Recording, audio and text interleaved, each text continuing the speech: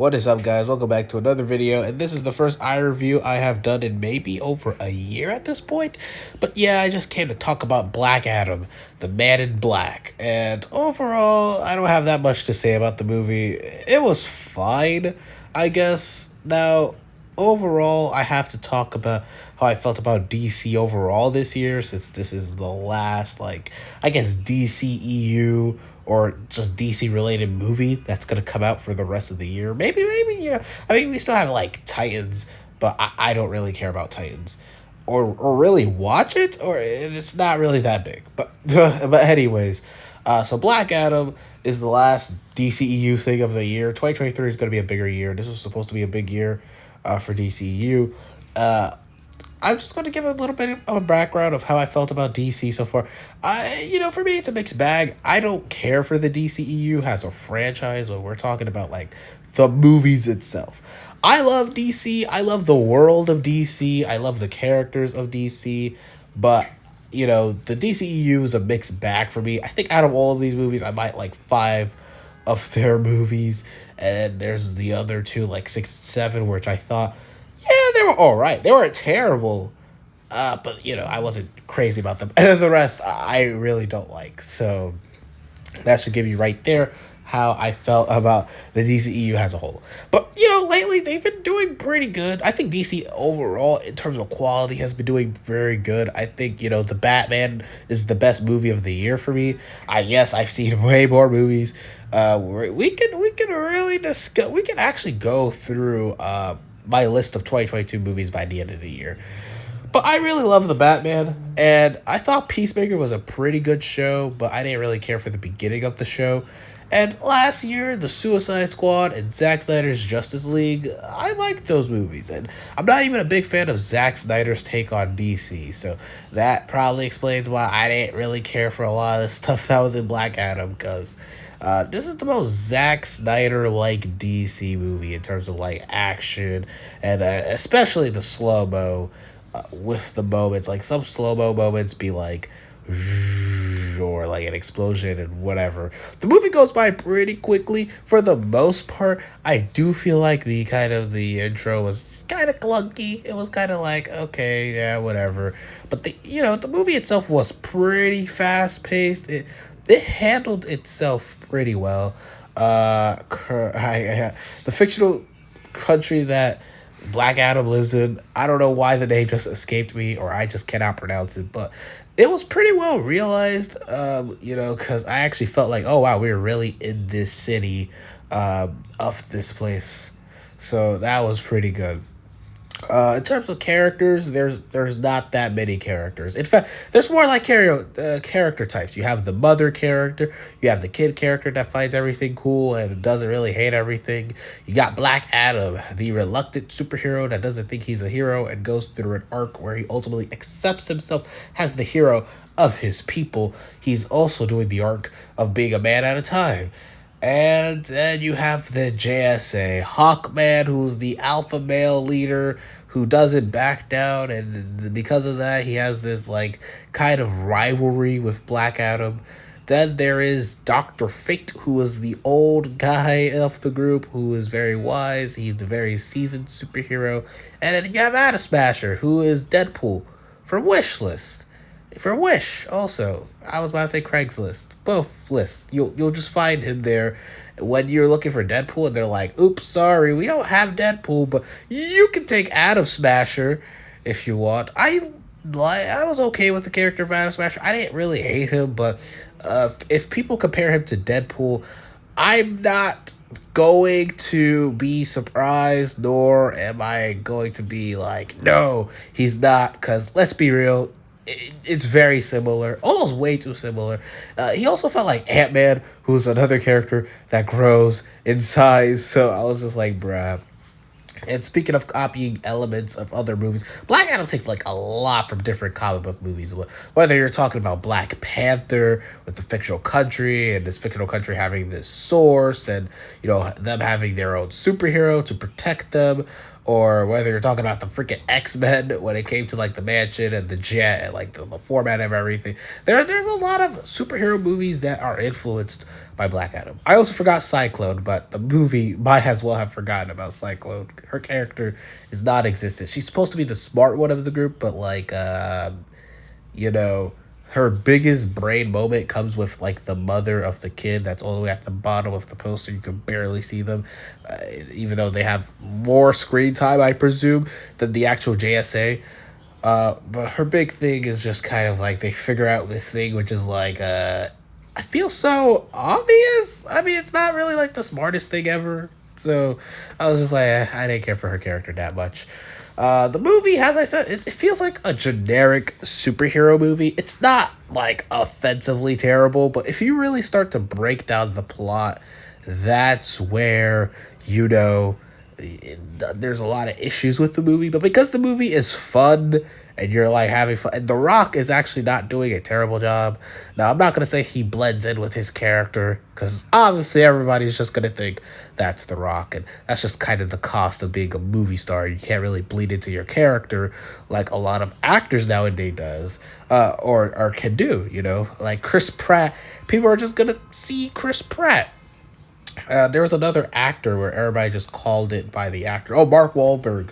Although Mark Wahlberg could do a pretty good job bleeding into his characters. But, you know, now it's just like, yeah, that's Mark Wahlberg. He's playing a different character, whatever. And I felt the same with The Rock.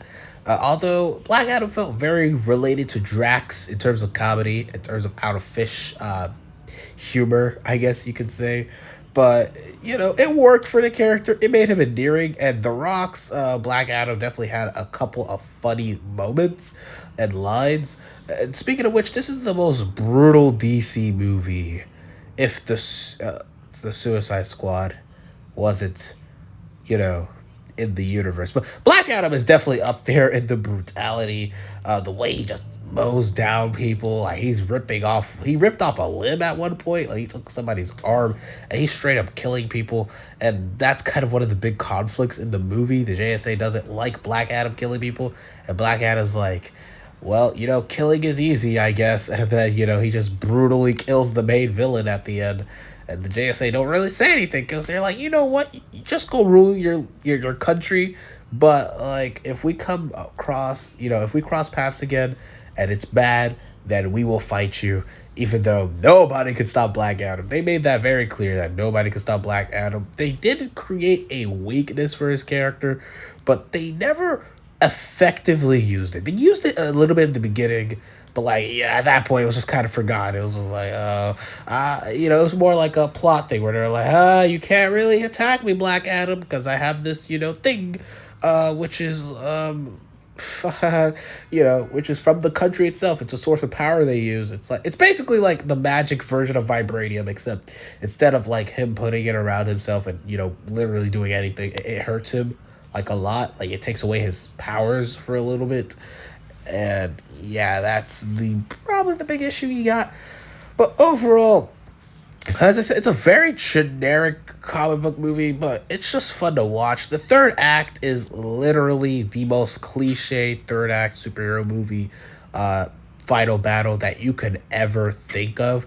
Like, any big third act comic book movie battle, just, you know, that's what Black Adam was.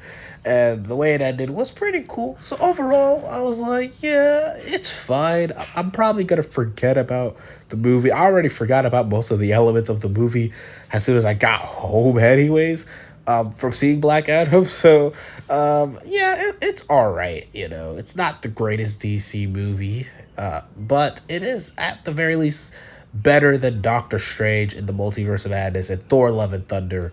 I felt like it was better than both of those movies from Marvel, which means that I think DC did a better job this year, which, I mean, it already did with Peacemaker and Batman, but yeah, I think DC really did a pretty solid job this year. I was hoping that they continue on, I guess. Now it's time to talk about the end credit scene, so this is spoilers, although The Rock and Warner Brothers has already spoiled this movie.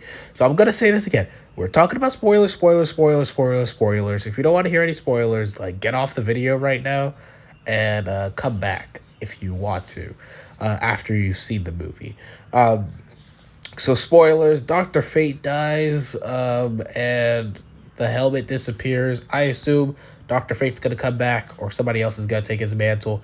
That was really the only significant thing. They kept playing up in the movie that Hawkman was gonna die, but it was a reverse. It was Dr. Fate. I was like, yeah, you're not gonna fool me. It's obviously Dr. Fate. They're not gonna kill Hawkman, especially they're not gonna show him dying like the whole time. Like you're obviously setting up. Oh, sorry, that he's Dr. Fate was gonna die. So I wasn't really like surprised when he died. I was like, oh damn, he died. He was one of the best characters of the movie. In fact, he was probably the best character of the movie. Now he's dead. That's unfortunate, I guess. But you know what else was unfortunate? The response to the end credit scene I got. So obviously everybody knows Superman comes to the end credits and he's like, Black Adam, we need to talk, which is like the most basic like end credit cliffhanger, like, oh man, what's gonna happen? I wonder what's gonna happen. They're gonna fight people.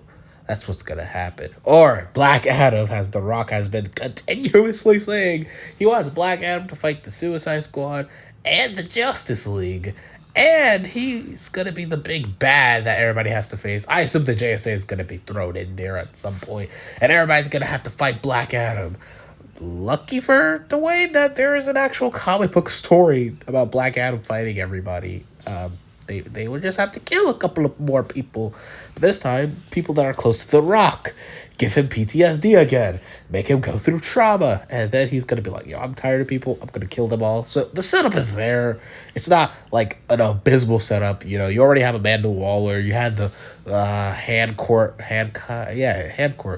from Peacemaker already. She seems like she's already healed from her injuries, which they weren't that severe, but she seems like she's already healed from them. And so you already have the Suicide Squad. You already have Amanda Waller having beef with him. Now Superman's talking to him. So maybe in Black Adam 2, we will literally get the most ultimate DC crossover that the DCEU is going to have. And it's all going to be centered on Black Adam. That's great. I mean, hey, Rock, if this movie is successful, at that point, DC will let you do whatever the hell you want. But anyways, after the reveal of Superman, my audience gasped. Most people were, like, kind of excited.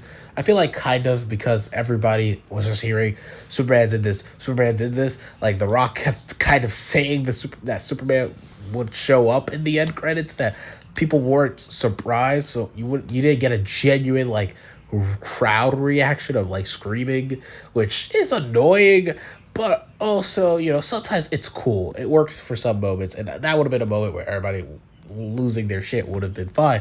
But then some kids in the theater were like, really, Superman? Like, or they were just like, bruh, Superman. Like, they were just kind of disappointed. They wanted Shazam to appear. They're like, oh, it's Shazam. And then Superman came in and they're like, bruh, Superman.